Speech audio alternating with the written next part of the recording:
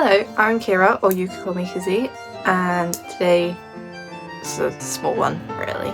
I'm gonna go through thrifting tips when it comes to online mostly. I'll also be going over some kind of what to look for when it comes to the style I'm into, which is Cottagecore, for a more in-depth kind of thing. Dressmeupscotty is a creator who does a lot of thrifting and come thrift with me, and I know she has posted videos basically just online based when it comes to thrifting, so I'll pop her here and I'll link the video if I can find it below. So I only really use 3 apps for thrifting. Just go over the one that I don't recommend the most for thrifting but is still a tool. Etsy. You can find old stuff, secondhand stuff I mean, on Etsy. You just have to know what to search. The words I usually use for me personally on Etsy is vintage. Obviously with Etsy you have to, because a lot of the things can be like made vintage style when you search that up.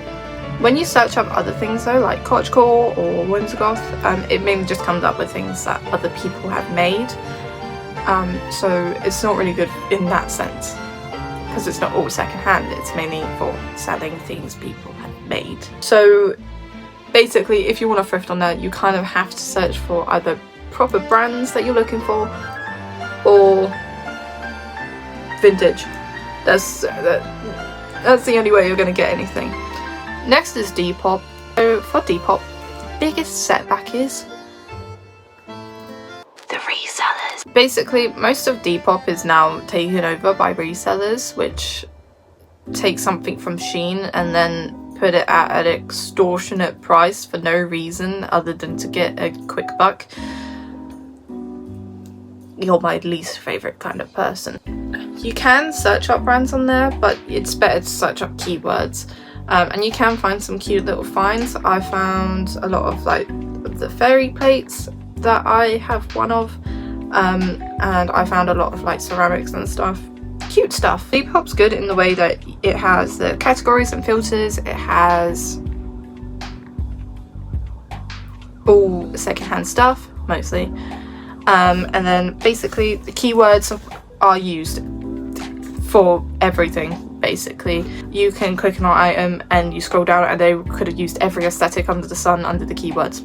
So you're going to find things with just searching up like Cottagecore or Windsor Goth. The good thing about Depop is they can send you offers, the sellers can send you offers for an item you've liked, and that will be cheaper than the price that they're selling it for. Anyway, onto eBay. Everyone knows eBay. Who hasn't heard of eBay, you know? I mainly look up brands on here. Keywords do work, but a lot of the time they're kind of iffy. You can find some cute things. Again, like I said, you found the plate. I found the plates on there and the ye old cottage teapot. I think the main focus really is to search up brands you may know. So if you can't find it anywhere else, use eBay. Obviously there is the fact that it's more of a bidding site than anything, which is so annoying. When I find an item and it looks so cheap, and then I come back a day later and then bids have put it up to like 50 quid, and then I'm like, oh okay, that's never going in my house then, is it? You can find things that are just for buying, basically. They're not bidding. You can buy them just straight away. You also have the concern of if it's going to arrive or not, or if you're just going to get ripped off basically and it's not going to arrive. But you know, it's just one of those things where you don't know till you try. I've obviously bought from Etsy before, which is usually real people, like small businesses and stuff. So, and I haven't had any issues with them apart from when it came to the shipping. Parcel got lost, which isn't their fault obviously. I'd say just be wary.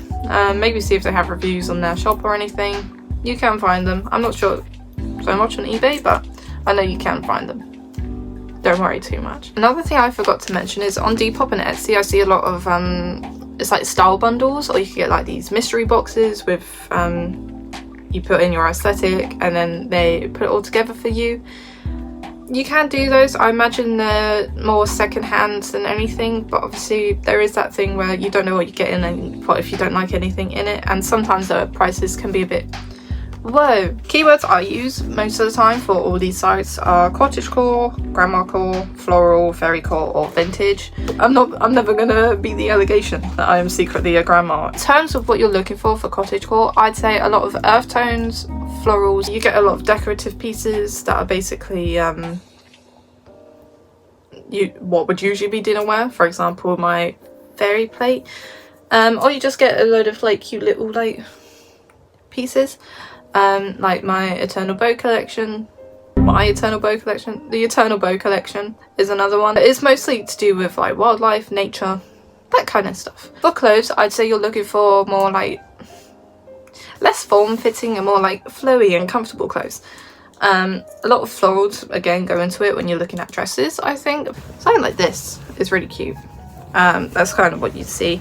I'm still on the fence of making this a dress or making it an apron, but for like a casual day you can wear just like a pair of like trousers and then a shirt that usually has a cute little collar, I see, or like a plain shirt and then a cute little like vest over it, and you could do whatever you want. It comes to like homey stuff, I'm looking for like oldie kind of looking stuff, a lot of like handmade maybe, or like just dainty, I think that's the word. So like florals, again, florals always come into it somewhere. Like little decorative teapots and just stuff you find like anywhere, like little trinkets. I have a lot of like gemstones and stuff. I also have a butterfly wing that I found, and a little jay feather, I think it is. It's like blue and black stripes. So I also just have like little random bits on my shelf. A lot of it is also to do with plants. Most of what I've seen, it's like very cutesy and dainty, and I'd say for shelf fillers I usually look for plants, ceramics, little dainty bits like the gems or like little trinkets. For example, I have this little guy. He's just a random little turtle, little blue turtle, and you know what, I love him, and he was never leave my shelf, and well, apart from now because he's in my hand, but he's never gonna leave me, and he's stuck with me forever. You can also dry your own plants if you get just some from the shop, like a bouquet, and then you can hang them up to dry. I think there is a process to it. I haven't done it before, so I'm pretty sure they need to be out of sunlight. You want them in a dark place, hang them up high. Obviously be careful what you're getting if you have pets when you're drying them, because they could be toxic to them, so make sure they're just out of the way, that pets can't reach. And their hard covers are cuter. This one is The Hobbit that I've taken the dust sleeve off of. Cardinal Sin, I know, sue me. It looks better like this. It looks so much nicer. I love the colour and it feels nice. I did go ahead and make my own covers for some of my books. This one is A Boy Called Christmas, and then Bad Magic by Pseudonym Bosch. I made a new cover for. That was the first one I made. You can make your new covers for them.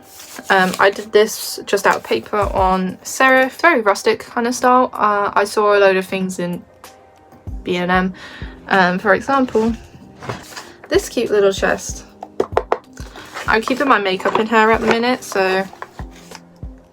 But she's big, she's beautiful, and by golly, is she just the perfect thing that I've been needing. I did have a Hello Kitty makeup bag, but it kind of ruined the whole vibe of my room, so sorry Hello Kitty. Also little jars as well. I have some little jars that I keep my gemstones in. This one is one of them. I had some dried rose petals in there. But yeah, it's basically just a lot of like nature themed, countryside, whatever you expect to see in a cottage, I suppose. You can find a lot of stuff on Pinterest. I can link my Pinterest boards. You want to feel cozy and feel warm in your own home. Maybe this is my just my excuse to have like a lot of clutter, but who doesn't love clutter? Probably a lot of people actually. And when it comes to a more reliable source, I'd say go to Dressmeupscotty. I'll link some of her videos below. She goes into a lot more depth of it and she knows a lot more than I do. Just a little video. So yeah, I'll see you next time.